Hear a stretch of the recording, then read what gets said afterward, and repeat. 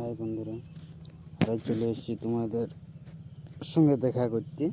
ঠিক আছে, ব্যাপার হয়েছে যে আমি একটু বাইরে এসেছি, মানে শ্বশুর ঘর দিয়ে এসেছি। তো কাল সন্ধ্যায় এসেছি। আজ রঘুনাথপুর দিকে ঘুরতে গেছিলি বলি, অনেক দিন পর এসেছি তো একটু একটু রঘুনাথপুরটা ঘুরিয়ে আসে। তো ঘুরতে ঘুরতে এক জায়গায় পৌঁছেছিলি, যাই নিয়ে একটা অবাক জিনিস দেখলি। বলি বাপ, এমন কোনো দিন দেখিনি, এত বড় চুলহা। ঠিক আছে, দেখে তো আমি অবাক। উপরে ধোঁয়া উঠছে। আমি বলি বাপ, এত বড় চুলহা তো কোনো দিন দেখিনি। তাহলে কাছে যাই দেখতেই হবে এর কীরকম চুলহা ওঠে, কী রান্না হয়। আর কি বলে দেবো বন্ধুরা, কাছে যাই যখন দেখি তো আমারও মাথাটা মানে ঘুরাই গিয়েছিল।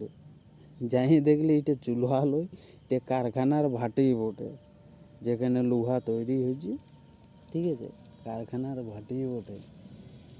তারপরে নিজেকে বড় লজ্জিত মনে হলো যে বাবা, কে কারখানার ভাটিটাকে চুলুয়া মনে করছি। ঠিক আছে, বাই। আপাতত এত দূরেই। আর ওই নতুন জিনিস দেখতে পারিস তাই তোমাদেরকে বলে দিলাম, বাই।